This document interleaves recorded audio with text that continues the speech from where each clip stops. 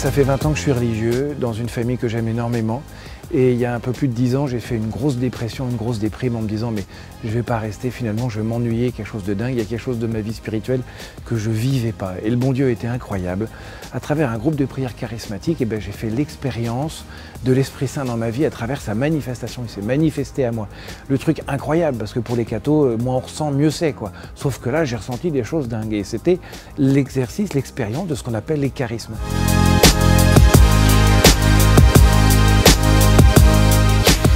Après 15 années dans le renouveau charismatique, il m'a semblé vraiment important d'écrire un livre. Pourquoi? Parce qu'on s'est rendu compte qu'il y a eu, après le Concile Vatican II, une explosion des charismes dans beaucoup de communautés en France.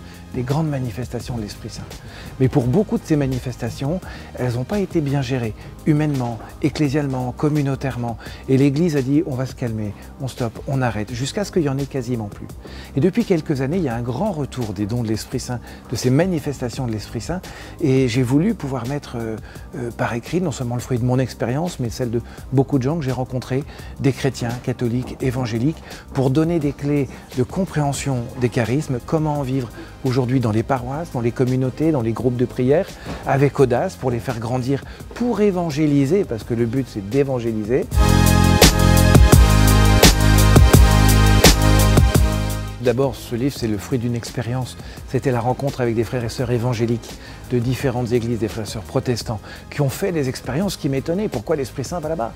Parce que l'Esprit Saint, il a trouvé des gens qui, parfois, ont un peu plus d'audace que nous, et qui ont aussi beaucoup de bon sens, et qui ont un grand amour de Dieu, et qui veulent être des missionnaires. Et c'est vrai qu'avec eux, c'était très beau de voir qu'ils avaient une vraie force fraternelle dans l'exercice des charismes, qui fait que personne n'était seul à vivre ça, mais ils le vivaient en communauté, avec des vrais théologiens, avec des gens qui travaillaient la question. Et d'eux, j'ai énormément reçu, et on doit reconnaître, les catholiques, qu'on a besoin d'apprendre aussi de nos frères et sœurs évangéliques.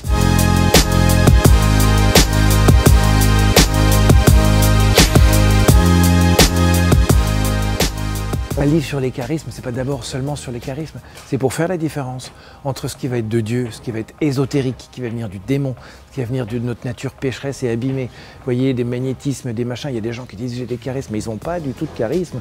Il y en a qui font de la magie blanche ou noire, c'est le démon qui agit, il n'y a pas de problème.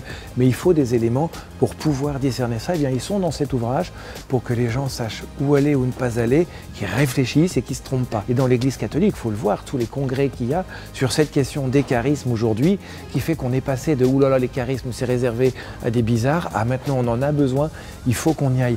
Donc ce qui est en train de se vivre, cette grande croissance à nouveau du don des charismes que fait l'Esprit Saint, eh bien il nous appartient à nous, les chrétiens, de le vivre à fond, en obéissance à l'Esprit Saint, mais en mettant toute notre intelligence, toute notre prudence et toute notre audace pour discerner et foncer dans la mission. Ce livre s'adresse à toutes les personnes qui veulent faire de la mission, qui veulent être missionnaires avec le Saint-Esprit. Comment le vivre? Quelles sont les limites? Quels sont les dangers auxquels il faut faire attention? Comment se faire accompagner pour vivre ça en Église, pour que là où on sème, il y a un beau fruit et un fruit qui demeure.